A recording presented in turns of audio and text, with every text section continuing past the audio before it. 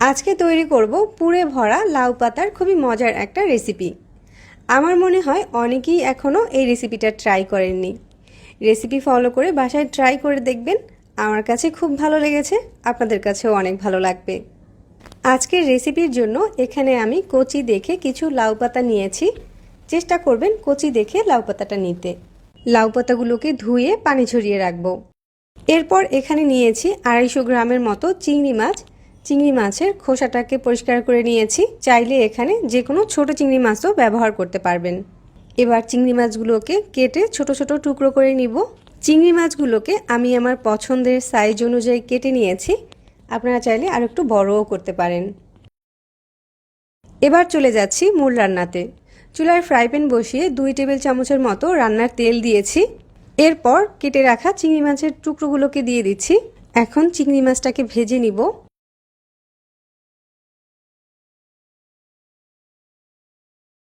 2 থেকে 3 মিনিটের মতো চিংড়ি মাছগুলোকে তেলের সাথে ভেজে নিয়েছি।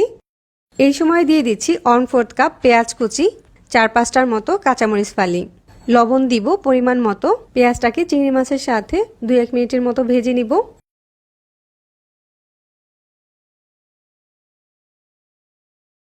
পেঁয়াজটাকে ভেজে নরম করে নিয়েছি। এরপর এর সাথে দিয়ে দিচ্ছি 1/2 চামচ পরিমাণ হলুদ গুঁড়া, 1 চামচ লাল মরিচের গুঁড়া, 1/4 চা চামচ ধনিয়ার গুঁড়া।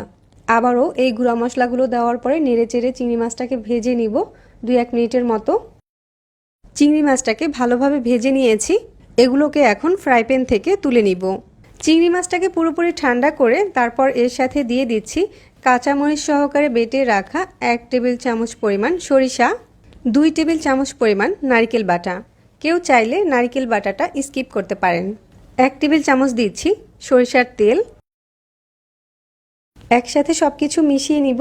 তারপর এটাকে একটা সাইডে রেখে দিব। অন্য একটা বাটিতে নিচ্ছি 1/4 কাপ পরিমাণ বেসন। বেসনের সাথে 1/2 চামচ দিচ্ছি হলুদ গুঁড়া, 1 চামচ দিচ্ছি মরিচ গুঁড়া, পরিমাণ মতো লবণ দিয়ে দিব। এবার এই শুকনো উপকরণগুলোকে একসাথে মিশিয়ে নিব। এরপর অল্প অল্প করে পানি দিয়ে একটা ঘন ব্যাটার তৈরি করে নিব।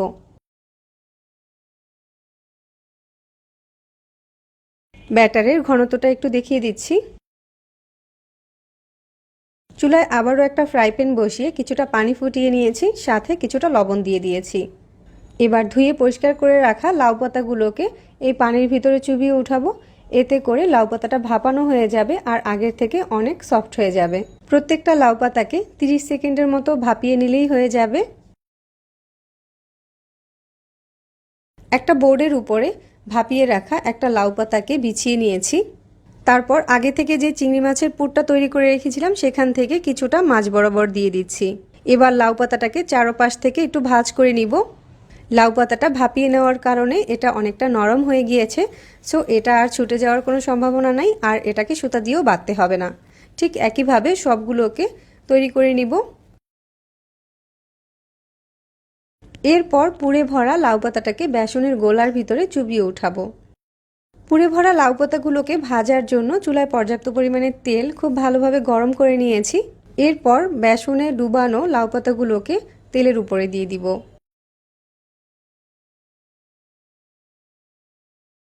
মিডিয়াম আঁচে এগুলোকে ভেজে নিব।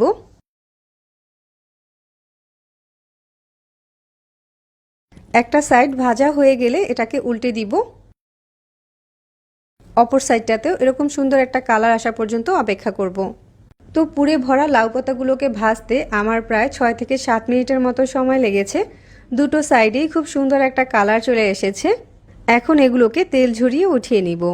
গরম গরম ভাতের সাথে পুরে ভরা লাউ পাতার এই রেসিপিটা খেতে কিন্তু অনেক বেশি ভালো লাগে। বাসায় তৈরি করবেন আর আমাকে কমেন্ট করে জানাবেন যে আপনাদের কাছে কেমন লেগেছে। আমার এরকম আরও সহজ আর মজার রেসিপিগুলো পেতে আমার চ্যানেল সাবস্ক্রাইব করবেন আর ফেসবুক পেজটাও ফলো দিয়ে রাখবেন। সবাই অনেক বেশি ভালো থাকবেন। আল্লাহ হাফেজ।